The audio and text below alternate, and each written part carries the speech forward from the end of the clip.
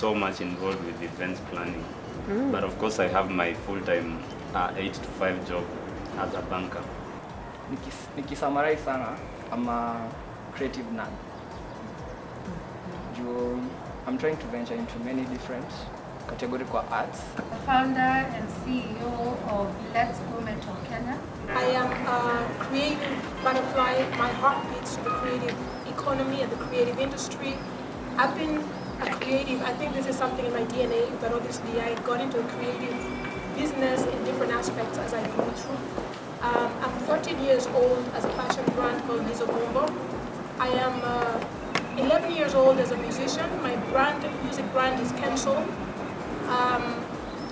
3 years old as a wine brand. And I've got a Kamatana Foundation, and that is the reason I'm actually here, because Kamatana Foundation is a foundation I've just set up, and I've set it up because I really care about the creative economy in Africa.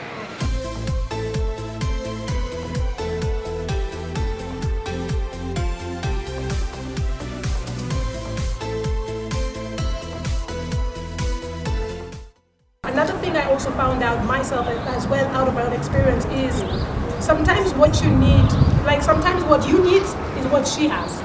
And sometimes what she has is what you need. And sometimes maybe because we're not so connected or we don't know who's who, you end up being or hanging with all the people and all your people who need the same thing for your shoe situation. Whereas the other people who could be the people who are elevating your business based on filling up those little gaps is the person sitting next to you truly. We have this thing of thinking about now. I need to sell 2 pairs of shoes so that I can pay rent. I need to do this so that I can. So we have that. We look here, trying to focus on this. So while you're looking down and trying to focus on surviving, then you find that after 5 years, probably someone who came after you has succeeded because they had a long-term vision. One thing we also have to remember, guys, is you don't have to know everything, and you don't have to be. You're not a solopreneur. You're an artist. The more you get through adulting, you start realizing, hey, this wasn't cool. This wasn't right. So it's just a process of unlearning, and I don't think anyone can really define like what's the right way for someone to cope. But as long as it's positive, as long as it's not self-sabotage, as long as it's not drug abuse or, even some people overeat, Binge eating is a form of coping. So you might think it's an addiction even to things like chocolates can be an addiction. So subtle things that can become so controlling over your life. It's just for you to kind of learn, okay, how can I, even sometimes humor is good, like laughing at yourself. When you get upset about, like the way you said about your friend and the way she said even laughing about like the matatu guy and things like that, humor helps. Like somebody does something wrong, we shouldn't internalize it immediately and think, why is this person always doing like this to me, Because it's not always about you. There's things that are subconscious, like subconscious coping mechanisms that become defensive. Because you don't know, you're always defensive, on the defensive, thinking everyone is attacking you, everyone is doing this to me, everyone is like this. That's now defensive coping.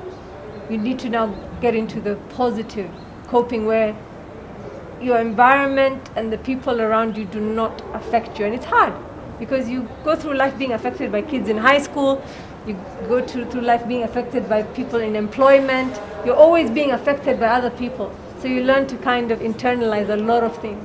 Yeah. When I look at you people, I am seeing 3 things.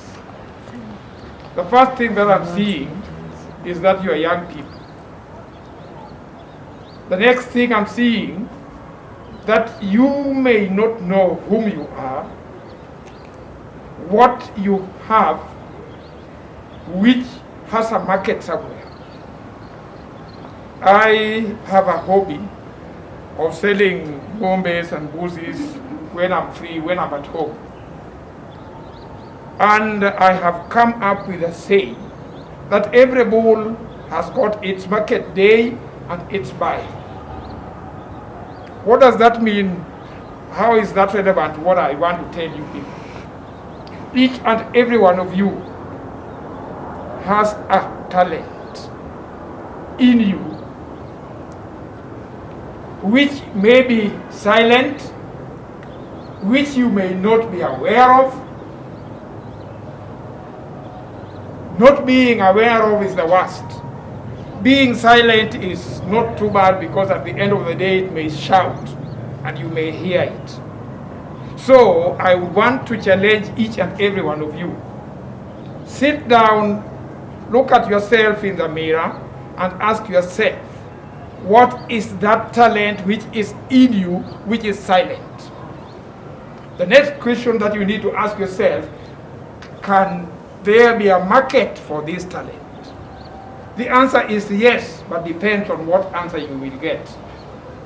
And when the answer is yes, it will not bring bread on your table without you developing it, nurturing it until it becomes marketable.